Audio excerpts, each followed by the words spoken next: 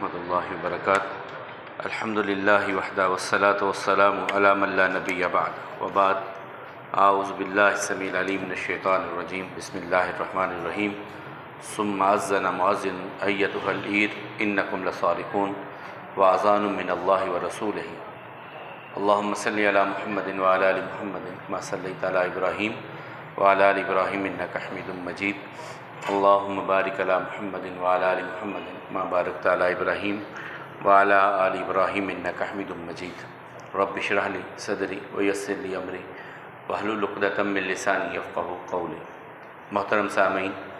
کل ہماری گفتگو جو پہلی ہجری، اس وقت رسول اللہ صلی اللہ علیہ وسلم کی اپنی مبارک زندگی کا 54واں سال تھا۔ خود رسول اللہ صلی اللہ علیہ وسلم کی مبارک زندگی کا 54واں سال اور آغاز وحی کے بعد یہ 14واں سال تھا، جس کے کچھ مسائل، کچھ معاملات میں نے آپ کے سامنے بیان کرنے کی کوشش کی۔ ہجرت نبی کریم صلی اللہ علیہ وسلم کر کے مدینہ آ گئے، اور اذان کا معاملہ، اور اس سے پہلے دو بڑے معاہدات ہیں، دو بڑے معاہدے ہیں۔ ایک تو ما بین المسلمین، مسلمانوں کے آپس کے درمیان کا معاہدہ، جسے مواخات مدینہ کہا جاتا ہے، اور ایک معاہدہ ہے پورے مدینے کے سب رہائشیوں کے درمیان، وہ مشرکین بھی، وہ عیسائی بھی، وہ یہودی بھی، وہ مسلمان بھی، وہ کسی بھی مذہب سے تعلق نہیں رکھتے، مدینے کے رہنے والے ہیں، ان کے درمیان۔ اسے کہتے ہیں میثاق مدینہ، ایک مواخات مدینہ، ایک میثاق مدینہ۔ اور اس کے بارے میں کہا جاتا ہے کہ دونوں کو اکٹھا کیا جائے۔ تقریباً یہ 35 جو تھے شکیں، یہ 35 اصول تھے جن پر یہ معاہدہ طے کیا گیا تھا، اور رسول اللہ صلی اللہ علیہ وسلم کو یہاں پر ایک حاکم کی حیثیت سے تسلیم کر لیا گیا تھا۔ اور کل جس طرح آخر پہ ایک سوال آیا تھا کہ نبی کریم صلی اللہ علیہ وسلم نے اپنے لیے حضرت علی رضی اللہ تعالیٰ عنہ کو بھائی کے طور پر ان کا جو ہے وہ اعلان کیا، اور حضرت حمزہ رضی اللہ تعالیٰ عنہ کے لیے زید بن حارثہ رضی اللہ تعالیٰ عنہ کا انتخاب کیا گیا۔ اذان تھا، اور اذان میں کچھ چیزیں رہ گئی تھیں کہ اذان، اس کا معنی اذن یؤذن تعظینا و ایذانا، اس کا مطلب ہوتا ہے اونچی آواز سے بلانا، پکارنا۔ اور یہ سورہ یوسف میں ہے کہ جب یوسف علیہ السلام کے بھائیوں کا قافلہ نکلنے لگا تو پیچھے سے آواز دینے والے نے ثم اذن مؤذن ایتها العیر انکم لصارقون، اے قافلے والو رکو، آواز دی آواز دینے والے نے بلند آواز سے۔ تو اذان کا مطلب اونچی آواز سے بلانا، پکارنا، بلند آہنگ سے کسی کو دعوت دینا۔ تو اس کا جواب اذان کا اور اذان کے کلمات، یہ 4 مرتبہ پہلے اللہ اکبر ہے، اور اس کے بعد 2 مرتبہ شہادت ہے وحدانیت کی، 2 مرتبہ شہادت ہے رسالت کی، پھر 2 مرتبہ ہے حی علی الصلاۃ، نماز کی طرف آنا، آ جاؤ نماز کی طرف۔ حی مطلب آؤ، علی الصلاۃ نماز کی طرف۔ اسی طرح 2 مرتبہ حی علی الفلاح، کامیابی کی طرف آنے کی دعوت ہے۔ پھر 2 مرتبہ اللہ اکبر ہے، اور آخر پہ لا الہ الا اللہ۔ لیکن ایک اذان اور بھی ہے جو ترجیح کے ساتھ اسے اذان کہا جاتا ہے، یا ہم کہہ لیں کہ دوہری اذان جسے کہا جاتا ہے۔ اس میں شہادتین دوبارہ پلٹتی ہیں، مثلا 4 مرتبہ اللہ اکبر کہہ لیا، پھر 2 مرتبہ اشہد ان لا الہ الا اللہ کہہ لیا، پھر 2 مرتبہ اشہد ان محمد رسول اللہ کہہ لیا، پھر دوبارہ اشہد ان لا الہ الا اللہ 2 مرتبہ، دوبارہ اشہد ان محمد رسول اللہ 2 مرتبہ، اور پھر باقی اذان ویسے کی ویسی ہی چلی جائے گی۔ اسے کہتے ہیں ترجیح کے ساتھ اذان دینا۔ یہ ابو معذورہ رضی اللہ تعالیٰ عنہ کا جو میں نے کل واقعہ آپ کو سنایا تھا، ان کو رسول اللہ صلی اللہ علیہ وسلم نے ایسے ہی اذان سکھائی تھی۔ پھر اگر فجر کی اذان ہے تو اس میں الصلاۃ خیر من النوم کا 2 جملے آ جانا، الصلاۃ خیر من النوم کے۔ پھر ایک اور چیز بھی ہے جس سے ہمارے ہاں شاید یہ معاملہ نہیں چلتا، ہمارے ہاں اس کا رواج نہیں ہے۔ اگر بارش زوروں کی ہو رہی ہوتی یا طوفان ہوتا اور مسجد کی طرف لوگوں کو آنا مشکل ہو رہا ہوتا، تو وہاں حی علی الصلاۃ و حی علی الفلاح کو روک دیا جاتا، اور وہاں کہا جاتا الا صلو فی الرحال، جہاں جہاں پہ ہو وہیں پہ نماز ادا کر لو، مسجد میں آنے کی ضرورت نہیں ہے، یہ الفاظ بدل دیے جاتے ہیں الا صلو فی الرحال کے الفاظ کے ساتھ یا الا صلو فی البیت کے الفاظ کے ساتھ۔ رحال کہتے ہیں ڈیرے وغیرہ جو ہوتے ہیں وہاں پر، اور بیت ہوتا ہے اپنے گھروں میں، جہاں بھی آپ ہیں وہیں پہ نماز ادا کر لیں۔ اس کے بعد جو میثاق مواخات مدینہ، اس میں سارے مسلمان آپس میں ان کا معاہدہ ہو گیا، اور میثاق مدینہ بھی ہو گیا۔ میثاق مدینہ کے بعد پھر مشرکین مکہ نے نبی کریم صلی اللہ علیہ وسلم اور صحابہ کرام کو یہاں بھی آرام سے بیٹھنے نہ دینے کی ایک ٹھان لی، اور انہوں نے خط لکھنے شروع کیے عبداللہ بن ابی کی طرف اور اسی طرح یہود کی طرف کہ آپ لوگوں نے ان کو پناہ دی ہے تو یہ اچھا نہیں کیا، ہمارے مقابل پہ آپ نے پناہ دی ہے، یا تو ان کی پناہ ختم کریں یا انہیں واپس، مختلف یہ سلسلے ہوتے رہے۔ تو عبداللہ بن ابی جو ہے یہ بھی اس وقت منافقین کی طرف جانے والا، اور یہاں دو طرح کے منافقین پھر مدینے میں تھے۔ ایک تو تھے وہ جو کبھی دیکھتے کہ کوئی اچھی خبر آ رہی ہے تو ایمان والوں کے ساتھ، اور اگر کبھی کوئی مشکل آ گئی ہے، امتحان آ گیا ہے تو پھر یہ بددل ہو جاتے۔ ایک تھے جو شعوری طور پر نفاق کا ارتکاب کر رہے تھے، وہ کہتے تھے کہ یار بنا کے رکھو ان سے بھی، یہود سے بھی، مکے والوں سے بھی، جس کا پلڑا بھاری ہوگا اپنی بلے بلے۔ اور عبداللہ بن ابی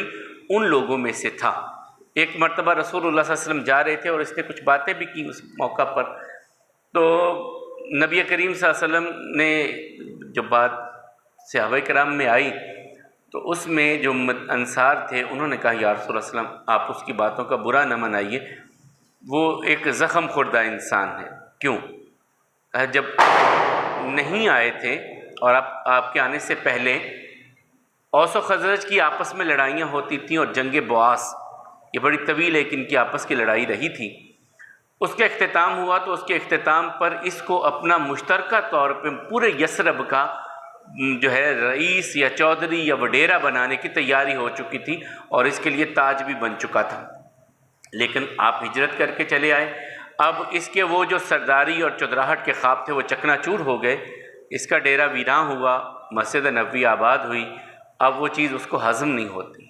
اس وجہ سے عبداللہ بن ابی ایک زخم خوردہ انسان کے طور پر آپ کے ساتھ یا صحابہ کرام کے ساتھ ایسا معاملہ کرتا ہے، لیکن اس کی خط و کتابت مکے والوں کے ساتھ بھی مسلسل جاری رہی۔ اور یہ ایسا انسان تھا کہ جب اس کا اپنا بیٹا، اس کا نام بھی عبداللہ تھا، وہ پکا مومن تھا، اس نے کون سا ایسا موقع ہے جس میں رسول اللہ صلی اللہ علیہ وسلم کو اذیت نہیں دی، تکلیف نہیں دی، ہر موقع پہ اس نے کوشش کی۔ لیکن آقا علیہ الصلوۃ والسلام کی رؤوفی اور رحیمی پر کیا کہیں کہ جب یہ مر گیا تو اس کے بیٹے نے آ کر کے اطلاع دی یا رسول اللہ صلی اللہ علیہ وسلم میرا باپ مر گیا ہے، تو آقا علیہ الصلوۃ والسلام نے فرمایا کہ بیٹا جب جنازے کا وقت ہو جائے تو مجھ کو بتلا دینا، میں جنازہ پڑھا دوں گا۔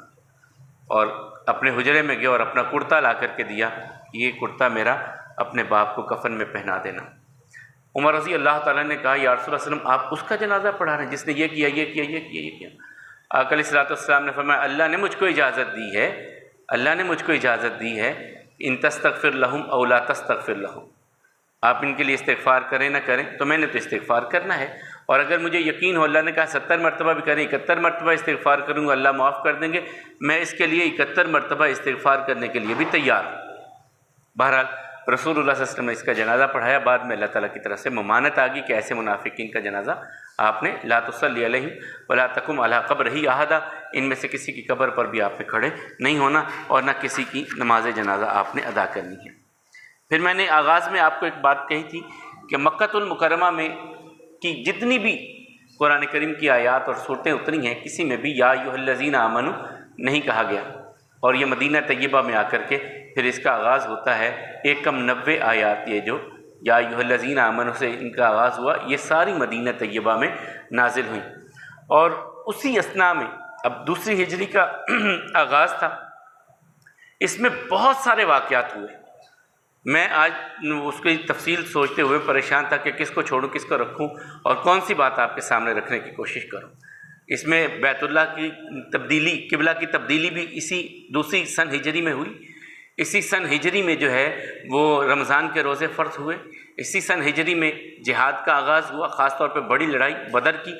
اسی میں عید کا آغاز ہوا، اسی 2 ہجری میں جو ہے وہ فطرانہ اس کا آغاز ہوا، زکوٰۃ کا آغاز ہوا، اور حضرت رقیہ بنت محمد ان کی وفات ہوئی، حضرت علی رضی اللہ عنہ کا نکاح ہوا۔ یہ اتنی چیزیں، اور پھر انشاءاللہ یہ کوشش کریں گے ہم آج اور کل اس کو تقسیم کرنے کی۔ تو سب سے پہلے اس میں جو ہے وہ تحویل قبلہ کا معاملہ آتا ہے۔ 16-17 مہینے گزر گئے تھے نبی کریم صلی اللہ علیہ وسلم کو ہجرت کر کے آئے ہوئے، اور ابھی تک بیت المقدس کی طرف منہ کر کے نماز پڑھی جا رہی تھی، اور یہ مدینہ سے شمال کی طرف ہے، یعنی مدینہ سے اس طرف بیت المقدس آتا ہے اور جنوب کی طرف بیت اللہ آتا ہے۔ یہ شمالاً جنوباً، ہمارے ہاں تو شرقاً غرباً آتا ہے، وہاں شمالاً جنوباً یہ معاملہ تھا۔ نبی کریم صلی اللہ علیہ وسلم مکہ المکرمہ میں جب نماز پڑھتے تو وہ جو رکن یمانی اور حجر اسود اس کے درمیان کھڑے ہوتے، تو یہ قبلہ بیت اللہ بھی سامنے آ جاتا اور بیت المقدس بھی سامنے ہوتا تھا۔ لیکن مدینہ آ کر کے یہ صورتحال نہیں تھی، اب دل کی خواہش تھی، اور نبی کریم صلی اللہ علیہ وسلم کے بارے میں پھر اللہ تعالیٰ نے کہا قد نرا تقلب وجهک فی السماء، ہم نے آپ کے چہرے کو بار بار پھرنا آسمانوں میں دیکھا، ہم آپ کو اسی قبلے کی طرف پھیر رہے ہیں جو قبلہ آپ چاہتے تھے، آپ کی خواہش تھی، ہم اسی کو آپ کا قبلہ بنا رہے ہیں۔ یہ ظہر یا عصر کی نماز کا وقت تھا، اور رجب یا شعبان، یہ رمضان سے پہلے اس کا معاملہ ہوا۔ اس کے بارے میں اللہ تعالیٰ نے آیات اتار دیں کہ آپ اپنا قبلہ جہاں کہیں بھی ہوں بیت اللہ کو اپنا قبلہ بنائیے اور اس کی طرف اپنا رخ انور کر لیا کیجیے نماز پڑھنے کے لیے۔ یہ ایک سمت مقرر کر دی گئی۔ اب اللہ تعالیٰ نے اس کی ایک توجیہ بھی بیان کی، وجہ بھی بیان کی کہ ہم نے مکہ میں رہ کر کے رسول اللہ صلی اللہ علیہ وسلم سے کہا کہ آپ بیت المقدس کی طرف منہ کیجیے، اور مدینہ میں بھی آ کے ابتداءً تو ایسا ہی رہا۔ یہ کیوں تھا؟ تو اللہ تعالیٰ فرماتے ہیں وَمَا جَعَلْنَا الْقِبْلَةَ الَّتِي كُنْتَ عَلَيْهَا إِلَّا لِنَعْلَمَ مَن يَتَّبِعُ الرَّسُولَ مِمَّن يَنقَلِبُ عَلَىٰ عَقِبَيْهِ، ہم دیکھنا چاہتے تھے کون میرے نبی محمد صلی اللہ علیہ وسلم کی بات کو تسلیم کرتے ہوئے اپنی ایڑیوں کے بل پھرتا ہے، اور کون یہاں سے چلا جاتا ہے۔ مکہ میں اہل مکہ کے لیے سب سے محترم گھر تو بیت اللہ تھا، اور اس کو چھوڑ کر کے بیت المقدس کی طرف منہ کرنا ان کے لیے بڑا بھاری اور گراں گزرنے والا عمل تھا۔ لیکن وہاں پر صحابہ کرام نے اللہ تعالیٰ کے حکم کو جانتے ہوئے اسی طرح عمل کیا جس طرح اللہ تعالیٰ چاہتے تھے۔ اور مدینہ میں آ کر کے یہود کے لیے ایک تو تھا کہ ہماری طرف قبلہ کی طرف ہو رہا ہے، پھر اللہ تعالیٰ کی طرف سے یہ آیات اتر گئی۔ اللہ تعالیٰ کہتے ہیں ہم دیکھنا چاہتے تھے کون اے نبی صلی اللہ علیہ وسلم آپ کے حکم اور آپ کی فرما برداری میں اپنی ایڑیوں کے بل پھرتا ہے۔ اور اس کے بارے میں پھر بہت خاص واقعہ مسجد قبلتین کا جو آتا ہے کہ وہاں نماز ہو رہی تھی، اور دوران نماز 2 رکعت ہو چکی تھی اور ابھی 2 باقی تھی، کہ کسی صحابی نے جا کر کے اطلاع دی میں نے ابھی رسول اللہ صلی اللہ علیہ وسلم کے پیچھے نماز پڑھی، اور آقا کریم علیہ السلام پر اللہ تعالیٰ نے احکامات اتارے ہیں اور قبلہ تبدیل کر دیا گیا ہے۔ اب بیت المقدس نہیں بیت اللہ کی طرف منہ کر کے نماز پڑھی جائے گی۔ تو ان احباب نے اسی دوران اپنی صفوں کو تبدیل کر لیا کہ اللہ کا حکم آ گیا، رسول اللہ صلی اللہ علیہ وسلم کی بات کانوں میں آ گئی، اب یہاں سے سر منہ انحراف نہیں کیا جا سکتا، اب یہاں سے کہیں اور نہیں جایا جا سکتا۔ اللہ اور اللہ کے رسول کی بات جب آ گئی ہے ہم آگے نہیں بڑھ سکتے۔ اور یہ صحابہ کرام کی ایک جو ہے، آپ کہہ لیں کہ بعض کہہ دیتے ہیں عشق کا لفظ نہیں استعمال کرنا چاہیے، میں کہتا ہوں عشق سے بھی اگر آگے کا کوئی لفظ ہو اور جس حد تک انہوں نے رسول اللہ صلی اللہ علیہ وسلم کی فرما برداری اختیار کی ہے تو وہ بھی بول دینا چاہیے۔ میں نے عبداللہ بن رواحہ رضی اللہ تعالیٰ کا آپ کو بتایا تھا کہ گلی میں ہیں اور نبی کریم صلی اللہ علیہ وسلم کسی اور سے مخاطب ہیں، بیٹھ جاؤ، وہ وہیں پہ بیٹھ گئے۔ اب کانوں میں بات پہنچ گئی ہے کہ رسول اللہ صلی اللہ علیہ وسلم نے کہا، اور یہ طبرانی کی روایت ہے، اور حضرت انس خود بیان کرتے ہیں کہ ہمیں خطبہ دے رہے تھے اور دوران خطبہ کہا بیٹھ جاؤ، بھائی کچھ لوگ کھڑے تھے، تو یہ بھی گلی میں مسجد میں بھی نہیں آئے، مسجد کی طرف آ رہے ہیں تو وہیں پہ بیٹھ گئے۔ تو بعد میں جب رسول اللہ صلی اللہ علیہ وسلم کو بتلایا گیا کہ وہ آپ کی الفاظ ان کے کانوں میں پہنچے، وہیں پہ بیٹھ گئے، تو کہا اللہ تعالیٰ ان کی اس جو حرص اور یہ چاہت ہے اللہ اور اللہ کے رسول کی جو فرما برداری کی، اللہ اسے اور جو ہے وہ زیادہ کرے اور بلند کرے۔ تو دعا کی رسول اللہ صلی اللہ علیہ وسلم نے۔ تو قبلہ، تحویل قبلہ اور مسجد قبلتین بہت سو نے دیکھا، ہم جو نہیں دیکھے اللہ سب کو لے جائے اور بار بار دکھائے۔ تو یہ نبی کریم صلی اللہ علیہ وسلم کی اور اللہ کے احکامات پر عمل کرنے کے لیے ایک بہت خوبصورت نمونہ تھا جو صحابہ کرام نے ہمیں دکھایا۔ اب یہاں ایک اور اشکال پیدا ہوا کہ ان 16-17 مہینوں میں جو بہت سارے مسلمان فوت ہو چکے ہیں ان کی نمازوں کا کیا ہوگا کہ قبلہ تبدیل ہو گیا؟ تو اللہ تعالیٰ نے دوسرے پارے کے پہلے ہی آغاز میں کہا کہ اللہ تعالیٰ کسی کے ایمان کو ضائع، اور یہاں اللہ تعالیٰ نے نماز کو ایمان قرار دیا ہے، نماز کو اللہ تعالیٰ نے ایمان قرار دیا کہ اللہ کسی کے ایمان کو ضائع نہیں کرے گا۔ وہ حکم تھا تو وہ بھی اللہ تعالیٰ کی طرف سے، اور یہ حکم آیا ہے تو یہ بھی اللہ تعالیٰ کی طرف سے ہی حکم آیا ہے۔ اب اس کے بعد یہ شعبان یا رجب کا معاملہ تھا، اس کے بعد آگے آ گیا رمضان، اور یہ دوسری ہجری کے رمضان کی بات ہے کہ رسول اللہ صلی اللہ علیہ وسلم پر اللہ تعالیٰ کی طرف سے احکامات اترے، یا ایھا الذین آمنوا کتب علیکم الصیام کما کتب علی الذین من قبلکم لعلکم تتقون، اہل ایمان تم پر بھی روزے فرض کر دیے گئے ہیں جیسے پہلی امتوں پر روزے فرض کیے گئے تھے تاکہ تم تقوی اختیار کرو، اور عبادات، ساری عبادات ان کا مقصود یہ ہوتا ہے کہ رب رحیم و کریم کا تقوی حاصل کرنا۔ اور تقوی کے بارے میں صحابہ کرام میں ایک بار بحث چلی کہ تقوی ہوتا کیا ہے، جو ساری عبادات کا مرکز تقوی ہے تو تقوی ہے کیا؟ تو سب نے اپنی اپنی رائے دی، اور حضرت عمر رضی اللہ تعالیٰ نے ابی ابن قعب سے پوچھا کہ آپ بتلائیں، آپ بھی قرآن کریم کا بڑا علم رکھنے والے اور وہ شخصیت ہیں جن کا نام لے کے اللہ تعالیٰ نے کہا تھا اے پیارے حبیب ان کو سورہ بینہ سنائیں، آپ ایسی شخصیت ہیں، آپ بتلائیں تقوی کیا ہے؟ تو حضرت ابی ابن قعب رضی اللہ تعالیٰ نے کہا تھا امیر المومنین کبھی آپ گزرے ہیں جنگل میں سے گزرے، تنگ راستہ ہو، کیچڑ بھی ہو اور جھاڑیاں بھی ہو، کیسے گزریں؟ کہا اپنے کپڑوں کو سمیٹ کر کے اور قدموں کو سنبھال کے رکھوں گا۔ کہا یہی تقوی ہے، دنیا کی زندگی میں اللہ کی نافرمانی سے بچتے ہوئے اپنی زندگی کو گزار جانا، یہ تقوی ہے، اپنے رب کی فرما برداری اختیار کرنا اور اس کی نافرمانی سے بچنا، یہ تقوی ہے۔ تو یہ رمضان کے روزے فرض کیے گئے اور یہ پورے مہینے کے روزے تھے۔ ابتداً جیسے میں نے آپ کو بتلایا تھا کل کہ رسول اللہ صلی اللہ علیہ وسلم جو نفلی، اور یہ بعد میں بھی روٹین رہی رسول اللہ صلی اللہ علیہ وسلم کی، یہ تو فرضی روزے تھے ہی، نفلی روزوں کے بارے میں رسول اللہ صلی اللہ علیہ وسلم کی وہی روٹین رہی۔ اور پھر ایک موقع پہ کہا کہ سب سے خوبصورت روزہ رکھنے والے داؤد علیہ السلام تھے، سب سے خوبصورت، ایک دن روزہ رکھتے تھے، ایک دن چھوڑتے تھے، ایک دن روزہ رکھتے تھے، ایک دن چھوڑتے تھے، ایک دن روزہ رکھتے تھے، ایک دن چھوڑتے تھے، یہ ان کی پوری زندگی کا معمول آقا علیہ السلام نے بیان کیا۔ اور خود آقا کریم علیہ السلام کے روزوں کی کیفیت کو اگر ہم جان لیں تو 3 تو ایام 20 کے ہو گئے، اور مہینے میں 8 دن ویسے بن جاتے ہیں، جمعرات اور سوموار گن لیں، 8 یا 9 اتنے بن جاتے ہیں یہ، اور 3 وہ، یعنی 11-12 کے قریب روزے رسول اللہ صلی اللہ علیہ وسلم ہر مہینے میں رکھا کرتے تھے۔ اور اسی کے بارے میں فرمایا کہ جو ایک نفلی روزہ رکھتا ہے جہنم سے اتنا دور کر دیا جاتا ہے جتنا 70 سال بندہ مسافت طے کرتا چلا جائے، جہاں پہنچے گا اتنا جہنم سے دور کر دیا جاتا ہے۔ تو فرض روزے کے بارے میں پھر اللہ تعالیٰ کا اعلان ہے کہ یہ تو میرے لیے ہے اور اس کا بدلہ میں ہی دوں گا، صرف صائم لکھ دیا جائے۔ صوم ہوتا کیا ہے؟ صام یصوم سے الامساک، اپنے آپ کو روکنا، مخصوص فی زمن، مخصوص من شیء، مخصوص من شرائط ہی، مخصوص شرائط کے ساتھ، مخصوص جگہ پہ، مخصوص ماحول میں، مخصوص دنوں میں، مخصوص چیزوں سے اپنے آپ کو روک لینا۔ صوم اصل میں ہوتا ہے جو عرب لوگ اپنے گھوڑوں کو تیار کرتے تھے جنگوں کے لیے، تو ان کو پہلے کھلاتے پلاتے پھر انہیں بھوکا رکھتے تاکہ اگر ہم جنگ میں انہیں لے کر کے نکلیں کھانے پینے کو کچھ نہ مل سکے تو یہ تیار ہوں اس ماحول کے لیے۔ یہ صوم فرس ہوتا تھا، گھوڑے کا روزہ ہوتا تھا، اسی سے یہ لفظ صوم آیا ہے کہ اپنے آپ کو روکنا۔ اور شریعت میں ہے کہ اللہ تعالیٰ کے حکم پر طلوع فجر سے لے کے غروب آفتاب تک کھانے پینے، اپنی خواہشات کو لگام دے لینے کا نام روزہ ہے۔ اور یہ رمضان المبارک، رمضان کا مہینہ، رمضان کا مطلب ہوتا ہے جلا دینے والا، جلا دینے والا۔ اس کی مفہوم اس سے کیا نکلا؟ وہ کہتے ہیں کہ اس سے انسان کے گناہ جل جاتے ہیں، اس لیے رمضان کو رمضان کہا جاتا ہے کہ انسانوں کے گناہ سے انسان صاف ہو جاتا ہے۔ اور پھر اسی مہینے میں قرآن کریم کا نزول جو ہے،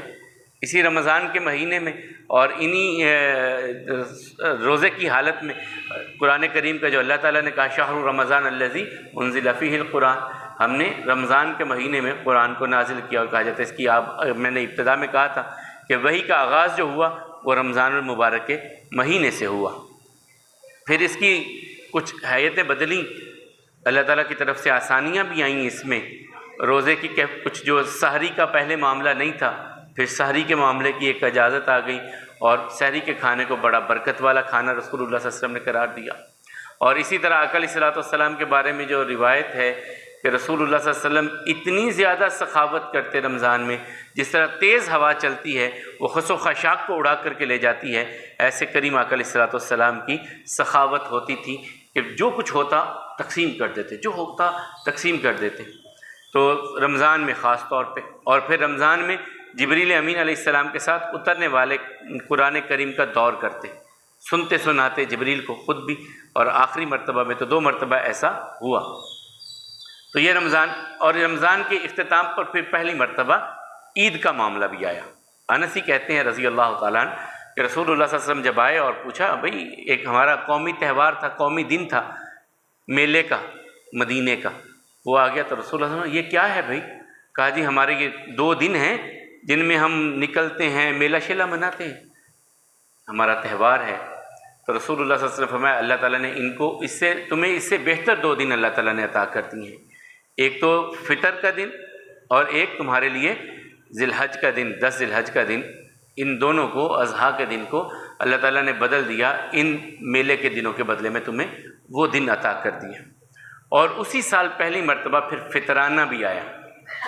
فطرانہ بھی یہ آپ کا کہہ لیں کہ رمضان کی ایک زکوٰۃ ہے، رمضان کے ایک صدقہ ہے، جس کے بارے میں رسول اللہ صلی اللہ علیہ وسلم نے فرمایا کہ روزے کی حالت میں جو کوئی کمی کوتاہی رہ گئی ہوتی ہے اس کی معافی کا معاملہ ہو جاتا ہے، اور جو مساکین ہوتے ہیں، غریب ہوتے ہیں، ان کی خوشیاں تو بالا ہو جاتی ہیں، ان کو بھی کھانے کو مل جاتا ہے، وہ بھی تمہاری عید میں شامل ہو جاتے ہیں۔ یہ بھی 2 ہجری میں معاملہ ہوا۔ اور اس کے ساتھ ہی پھر زکوٰۃ کا ایک معاملہ آیا۔ زکوٰۃ بھی اسی سن میں فرض ہوئی۔ یہ آپ کے پاس اللہ تعالیٰ نے آپ کو مال دیا ہے، 1 سال گزر گیا ہے، اس میں سے 2.5%، 100 روپے میں سے 2.5 روپے آپ نے سال میں 1 مرتبہ اللہ تعالیٰ کے نام پر دینے ہیں، سال میں 1 مرتبہ۔ اور وہ لازم نہیں ہے کہ رمضان میں ہی دی جائے، جب بھی سال گزر جائے وہ آپ پر ادا کرنا لازم ہے۔ 1 سال گزر گیا، آپ کے پاس مال ہے، اس کی اکاؤنٹیبلٹی کیجئے، اسے شمار کیجئے، اور اس میں سے 2.5% اللہ کے نام پر ادا کرنا ہے۔ جس طرح سیدنا معاذ بن جبل رضی اللہ تعالیٰ کو رسول اللہ صلی اللہ علیہ وسلم نے یمن میں بھیجا اور کہا کہ تم ایک قوم کے پاس جا رہے جو نئے مسلمان ہو رہے ہیں، تو جاتے ہی نفرت نہ پھیلانا، بشروا ولا تنفروا، خوشخبریاں دینا لوگوں کو، نفرتیں نہ بانٹنا، یسروا ولا تعسروا، سخت اور باریک باریک مسائل نہ انہیں بیان کرنا، بلکہ آسانی کے معاملات ان کے لیے رکھنا۔ اور پھر آقا علیہ السلام نے فرمایا انہیں بتلانا کہ اللہ کی توحید اور وحدانیت کا بتلانا، مان لیں۔ پھر انہیں بتایا اللہ نے تم پر 5 نمازیں دن اور رات میں فرض کی ہیں، جب مان لیں پھر ان کو بتلانا کہ اللہ نے تم پر زکوٰۃ فرض کی ہے۔ اور اس زکوٰۃ کی وجہ کیا ہے؟ آقا علیہ السلام نے فرمایا کہ ان کے تؤخذ من اغنیائہم وترد الی فقرائہم، ان کے امیر طبقے سے لے کر کے غریب طبقے میں تقسیم کر دی جائے گی۔ یہ جو ہمارا ٹیکسیشن کا نظام ہے یہ تو بالکل ہی الٹ ہے نا، وہ غریب سے بھی لیتا ہے، امیر سے تو پتہ نہیں وہ دیتے کہ نہیں دیتے، غریب سے بھی چھین لیتا ہے، اور پھر دیتا پتہ نہیں کس کو ہے، وہ دے پتہ نہیں کس کو دیتا ہے یہ نظام۔ تو زکوٰۃ جو ہے وہ امیر سے لے کر کے غریب میں تقسیم کر دینا، یہ رسول اللہ صلی اللہ علیہ وسلم نے حضرت معاذ رضی اللہ عنہ سے کہا یمن والوں کو بتلانا کہ یہ ہم تمہارے امراء سے لیں گے اور غرباء میں بانٹ دیں گے، تاکہ معاشرے میں زیادہ تفاوت نہ آئے، دوری نہ آئے، امیر امیر تر نہ ہو جائے، غریب غریب تر نہ ہو جائے۔ یہ معاشرے میں اعتدال قائم کرنے کے لیے زکوٰۃ کا نظام رکھا ہے۔ اور اصلاً حقیقتاً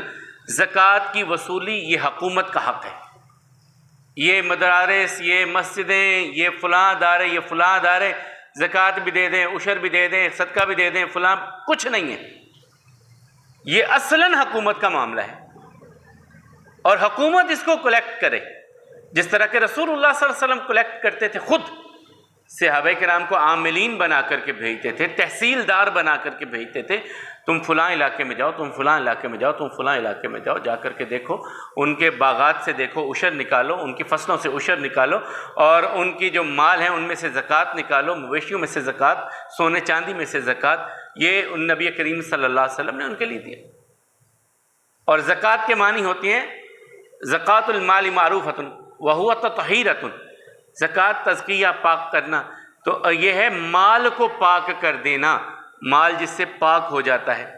پھر اللہ تعالیٰ نے اس کے 8 جو ہیں سورہ توبہ میں وہ مصارف بتلائے ہیں کہ کہاں کہاں پر یہ خرچ کی جائے گی، زکوٰۃ کہاں کہاں پر خرچ کی جائے گی۔ اب تو مشکل ہے، پھر حکومت میں وہ سسٹم نہیں ہے، تو آپ یہ نہیں ہے کہ اب آپ یہ کہہ لیں کہ حکومت تو لیتی نہیں تو ہم خود بھی نہیں دیں گے، ادا کرنا لازم ہے۔ نہیں ان کا نظام ہے تو وہ اپنی جگہ پہ، آپ نے زکوٰۃ کو ادا کرنا ہے جب بھی آپ کی، اور ہاں اس میں آسانی بھی ہے۔ مثال کے طور پہ ابھی آپ کا اس سال نہیں گزرا، کوئی محتاج ایسا آپ کے پاس آ گیا، ضرورت مند کوئی ایسا آ گیا کہ اس کی ضرورت ہے اور اسے زکوٰۃ لگتی بھی ہے، تو آپ اس کو دے دیں، بعد میں جب حساب کریں تو اس میں سے کاٹ لیں۔ لیکن یہاں پہ ہمارے ہاں کچھ اور چیزیں بھی ہیں۔ لوگ دیکھتے ہیں کہ یار فلاں رشتہ دار کے پاس گھر چھوٹا ہے، اسے بڑا گھر لے کے دینے کے لیے زکوٰۃ چل اس کو دے دیتے ہیں۔ یہ کوئی سسٹم نہیں ہوتا، جو خود صاحب نصاب ہے اسی پر ہم زکوٰۃ لگا رہے ہوتے ہیں، یہ بھی غلط ہوتا ہے۔ اور زکوٰۃ دینے کے لیے یہ بتلانا بھی ضروری نہیں ہے کہ آپ کسی کی عزت نفس کو مجروح کریں۔ آپ جانتے ہیں کہ یار یہ بندہ مستحق ہے، بھول نہیں ہوتی، اور یہ سب سے پہلے آپ کے اپنے خاندان کا آپ پر حق ہوتا ہے۔ آپ کے اعزاء و اقارب میں اگر کوئی غریب ہے، محتاج ہے، اس کا سب سے پہلے حق ہوتا ہے۔ اور بتلانا ضروری نہیں ہوتا کہ میں یہ تمہیں زکوٰۃ دے رہا ہوں، آپ جانتے ہیں، آپ کا رب جانتا ہے، کسی اور کو بتلانے کی ضرورت کیا ہے۔ آپ کا اور آپ کے رب کا معاملہ ہے، آپ کسی کی عزت نفس کو مجروح نہ کیجئے، کسی کو رسوا کرنے کا معاملہ نہ کیجئے، یہ تو اللہ تعالیٰ نے ویسے ہی منع کیا ہے۔ اللہ تعالیٰ کہتے ہیں اگر تم نے صدقہ دے کر کے بعد میں اسے جتلا ہی دینا ہے، لو کل تک تو ہماری روٹیوں پہ پلتا تھا، اللہ تعالیٰ کہتے ہیں اسے صدقے کو اپنے پاس رکھو، اگر بعد میں ایذا دینی ہے، تکلیف دینی ہے تو کوئی ضرورت نہیں ہے، اسے اپنے پاس تم رکھو۔ تو زکوٰۃ کا نظام بھی آیا، اور یہ جو ہے نبی کریم صلی اللہ علیہ وسلم خود کلیکٹ کرتے تھے اور پھر تقسیم کی جاتی تھی، امیروں سے لی جاتی اور غریبوں میں تقسیم کی جاتی۔ اسی طرح عید اور فطرانہ بھی ہو گیا۔ پھر اس کے ساتھ جب آیا معاملہ رسول اللہ صلی اللہ علیہ وسلم کے لیے خاص طور پہ مشرکین مکہ کی طرف سے دھمکیوں کے سلسلے اب بار بار آ رہے ہیں، بار بار دھمکیاں آ رہی ہیں، اور یہ دن بڑے کٹھن گزرے۔ ابتدائی سال جو ہیں مدینہ میں آ کر کے بھی رسول اللہ صلی اللہ علیہ وسلم کے لیے اور صحابہ کرام کے لیے بھی بہت مشکل معاملات تھے۔ خود حضرت عائشہ رضی اللہ عنہ کہتے ہیں کہ ہر وقت ہتھیار اپنے پاس رکھتے تھے، سوتے ہوئے بھی ہتھیار پاس رکھے جاتے تھے کہ کچھ بھی ہو سکتا ہے، کچھ بھی ہو سکتا ہے، ہتھیار اپنے پاس رکھتے تھے۔ اور ایک دن رسول اللہ صلی اللہ علیہ وسلم لیٹے تو باہر کسی جو ہے وہ اسلحے کے کھنکنے کی آواز آئی ہے، تو رسول اللہ صلی اللہ علیہ وسلم جاگے، کون؟ سعد ابن ابی وقاص ہوں۔ یا رسول اللہ صلی اللہ علیہ وسلم میں کیسے آئے ہو؟ کہا یا رسول اللہ صلی اللہ علیہ وسلم مجھے خطرہ محسوس ہو رہا تھا تو میں نے آپ کی پہرہ داری کے لیے یہاں پر آ کر کے میں کھڑا ہو گیا ہوں۔ تو کہا اللہ تجھے برکت دے، تو وہ ساری رات پہرہ دیتے۔ یہ اس طرح مختلف صحابہ کرام نبی کریم صلی اللہ علیہ وسلم کے لیے، اور پھر یہیں سے جب بار بار ان کی طرف سے کچھ نہ کچھ بندے آ جاتے، مکہ والوں کی طرف سے 200 300 بندے لے کر کے ادھر قریب میں آتے، کچھ دھمکاتے چلے جاتے، تو یہاں سے پھر اللہ تعالیٰ کی طرف سے بھی جہاد کی اجازت ملی۔ جہاد جد و جہد، کوشش کرنا، محنت کرنا، اور اس کی جو سب سے ذروۃ السنام، اس کی چوٹی جو ہے، کلائمیکس جو ہے، وہ القتال فی سبیل اللہ ہے، جس کے بارے میں رسول اللہ صلی اللہ علیہ وسلم فرماتے ہیں من یقاتل فی سبیل اللہ لکلمۃ اللہ ہی العلیٰ، جو بندہ اس لیے لڑتا ہے کہ اللہ کے کلمے کو بلند کیا جائے، یہ ہے جہاد فی سبیل اللہ کی چوٹی۔ یہ چوٹی ہے جو اس لیے لڑتا ہے کہ اللہ کا نام، اللہ کا کلمہ بلند کیا جائے۔ اسلام کا جہاد زمین کے حصول کے لیے نہیں ہوتا، اسلام کا جہاد رقبہ بڑھانے کے لیے نہیں ہوتا، اسلام کا جہاد لوگوں کو تلوار کے زور پر مسلمان کرنے کے لیے بھی نہیں ہوتا۔ لا اکراہ فی الدین، دین میں کسی کو زبردستی داخل کرنا قطعاً نہیں ہے۔ اسلام کا جہاد اس لیے ہوتا ہے کہ دین اسلام اللہ کی رحمت ہے، اور اس اللہ کی رحمت والے نظام کو زمین پہ نافذ کرنا ہے تاکہ انسانیت سکھ کا سانس لے کر کے امن اور سکون والی زندگی گزار سکے۔ یہ ہے دین اسلام کے جہاد کا جو ہے وہ کہہ لیں آپ، دین اسلام کے جہاد کی جو غرض و غایت ہے وہ یہ ہے کہ اللہ کے دین کو، اللہ کے نظام کو، اللہ کے قانون کو زمین پر نافذ کرنا تاکہ انسانیت سکھ کا سانس لے سکے، ظالم مظلوم پر ظلم نہ کر سکے، اور اگر کرے تو اس کو اسی وقت روکا جا سکے۔ یہ اسلامی نظام ہے۔ اور جس طرح پہلے زکوٰۃ کا میں نے بتایا تھا کہ یہ معاشرے میں دوری نہ پیدا ہو، آپس میں قربت رہے، معاشی طور پر بھی اور معاشرتی طور پر بھی۔ اور اس میں جو اسلامی معاشرہ تھا، اس میں سب سے بڑی چیز یہ تھی جو جہاد کا معاملہ، کہ ایک مساوات کا ماحول بنایا جائے، مساوات کا ماحول۔ اور میثاق مدینہ میں یہی تھا، یہودیوں سے کہا گیا کہ تم اپنی عبادت اپنے طور طریقے پہ کر سکتے ہو، اور اسی طرح عیسائی اپنی عبادت اپنے طور طریقے پہ کریں، مدینے کا دفاع ہم اکٹھے کریں گے، وہ رہ سکتے ہیں۔ لیکن بعد میں چلیں وہ جزیہ آئے گا، جزیہ کے حوالے سے وہاں پر ہم بات کریں گے۔ لیکن یہاں پر پھر اللہ تعالیٰ کی طرف سے اجازت ملی جہاد کے لیے۔ غزوات اور سریہ، یہ دو لفظ استعمال کیے جاتے ہیں، غزوہ اور سریہ۔ غزوہ اس کو غزوہ کیوں کہتے ہیں اور سریہ کو سریہ کیوں کہتے ہیں، یہ میں اختصار کے ساتھ آپ کے سامنے چند چیزیں رکھتا ہوں۔ یہ نبی کریم صلی اللہ علیہ وسلم جس لڑائی میں بنفس نفیس خود شامل ہوتے تھے، یہ خود نبی کریم صلی اللہ علیہ وسلم نے تفصیل نہیں کی اس کی کہ یہ غزوہ ہے اور یہ سریہ ہے۔ یہ لوگوں نے، بعد کے لوگوں نے، اہل تاریخ نے، اہل سیر نے، سیرت نگاروں نے اپنی اور ہماری سہولت کے لیے یہ نو ترتیب دی ہیں، یہ عنوان قائم کیے ہیں تاکہ پتہ چل جائے۔ غزوے کا لفظ آئے گا فوراً بات آ جائے گی کہ یہ رسول اللہ صلی اللہ علیہ وسلم اس میں شامل تھے۔ سریہ کا لفظ آئے گا تو فوراً پتہ چل جائے گا اس میں رسول اللہ صلی اللہ علیہ وسلم شامل نہیں تھے۔ یہ نبی کریم صلی اللہ علیہ وسلم کی طرف سے یا اللہ کی طرف سے کوئی یہ تقسیم نہیں ہے، یہ بعد میں سمجھانے کے لیے، جس طرح میں نے حدیث اور خبر کے بارے میں آپ کو بتایا تھا کہ حدیث اور خبر میں فرق کیا ہوتا ہے، تو ایسا یہ معاملہ جو ہے وہ کیا گیا۔ تو سریہ جو ہوتا تھا، یہ نبی کریم صلی اللہ علیہ وسلم نے 2 ہجری میں اس کا آغاز ہوا، جب پتہ چلا کہ اس طرف سے کچھ جو ہیں وہ کفار کی کوئی ٹولی آ رہی ہے، تو حضرت حمزہ رضی اللہ تعالیٰ کو 30 افراد دے کر کے بھیجا کہ جاؤ تم دیکھو ان کا تعاقب کرو، کوئی آ تو نہیں رہا۔ مدینے کی حفاظت کے لیے یہ پٹرولنگ شروع کروائی، اصل میں جو گشت شروع کروایا مدینے کی حفاظت کے لیے رسول اللہ صلی اللہ علیہ وسلم نے، کبھی کچھ صحابہ کرام کو بھیج دیتے، کبھی کچھ صحابہ کرام کو بھیج دیتے، اور بدر سے پہلے 4 مرتبہ خود رسول اللہ صلی اللہ علیہ وسلم 4 مرتبہ بدر سے پہلے 4 چھوٹے غزوے اس سے پہلے ہو چکے تھے جن میں رسول اللہ صلی اللہ علیہ وسلم خود شریک تھے۔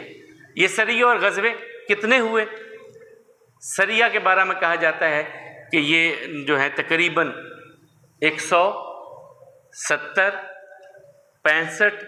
67 ان کی تعداد کے بارے میں یہ کہا جاتا ہے،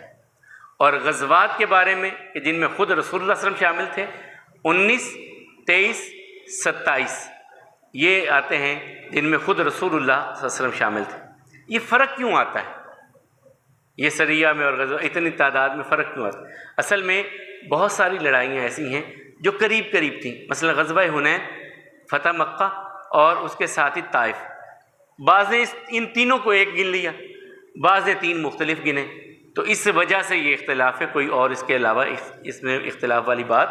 نہیں تھی، یہ اس وجہ سے یہ اختلاف پیدا ہوا۔ تو بہرحال کل انشاءاللہ ہم